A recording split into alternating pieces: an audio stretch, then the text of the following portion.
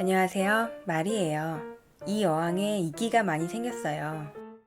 외관상 깨끗해 보이지 않아서 아직까지 이 어항에 대한 물먹 영상을 못 만들어 왔어요. 이끼를 키우는 건지 물고기를 키우는 건지 자괴감이 들었어요. 대신 이 어항에 이끼를 줄여가는 과정을 보여드릴게요. 이끼가 생기게 하는 근본적인 원인을 알아야 이끼를 제대로 없앨 수 있을 텐데요. 이끼는 왜 생길까요?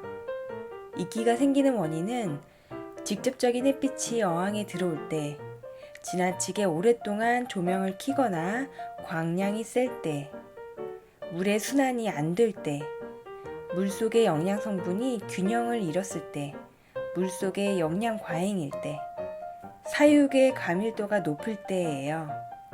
어항에 이끼가 발생했을 때 여러분의 어항에 어떤 문제가 있는지 체크해 보시고 그 원인 요소를 제거해 주어야 근본적으로 이끼를 줄일 수 있어요. 이 원인 요소 중 가장 중요한 것은 영양 성분이 과다하다는 거예요.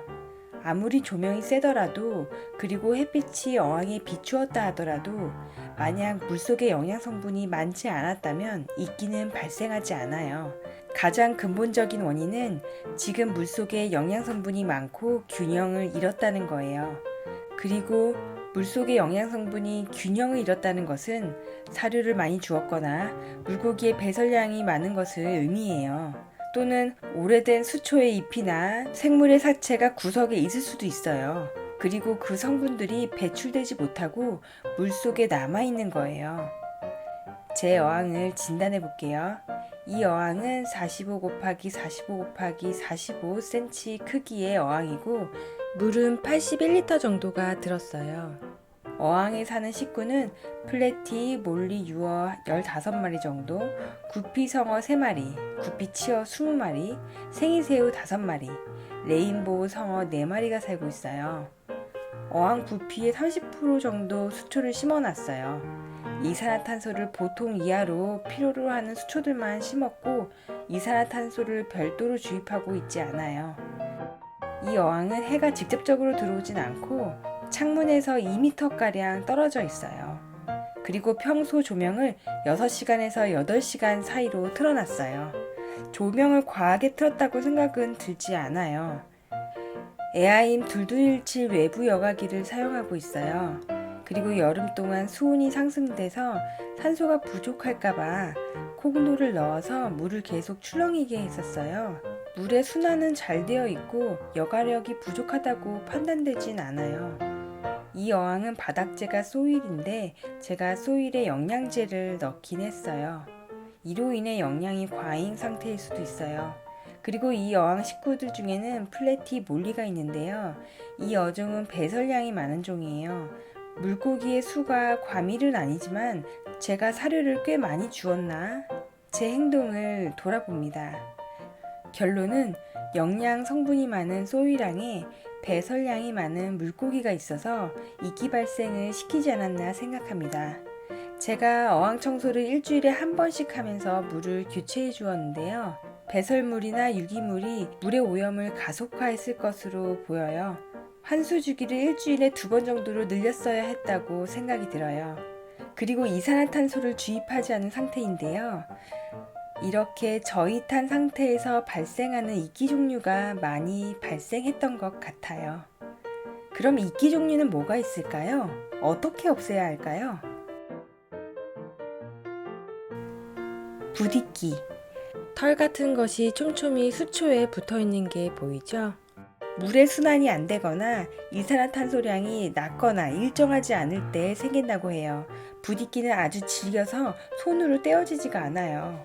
부디끼가 있는 잎을 잘라내는 것이 방법이에요. 그리고 부디끼를 먹는 물고기 중에 시아미즈 알지이터가 있어요. 제가 부디끼를 없애려고 시아미즈 알지이터를 데려올까 고민 많이 했어요. 하지만 성어가 되면 다른 물고기에게 난폭한 행동을 한다고 해서 결국 데려오지 않았어요. 시리끼. 영양 성분이 낮거나 암모니아 수치가 높을 때, 이산화탄소가 낮을 때 생긴다고 해요. 이것도 손으로 떼기 어려워요. 새우가 먹게 하는 것도 방법이에요. 광량이 센 수조의 경우에는 이산화탄소를 충분히 주입하고 수초를 많이 심는 것도 방법이에요.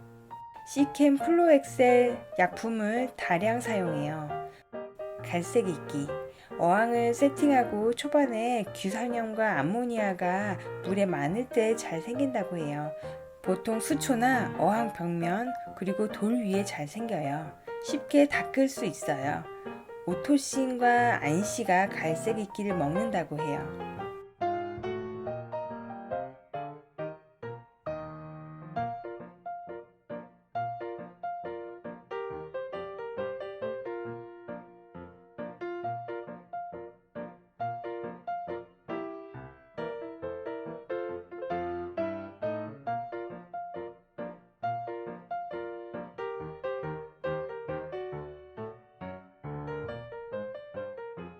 끈이끼.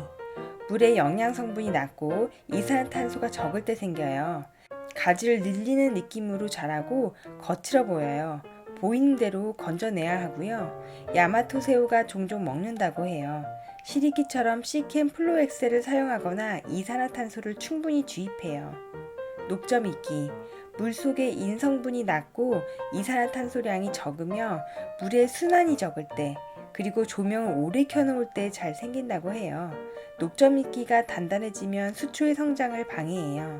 녹점이끼는 스펀지로 닦아서 없앨 수 있어요.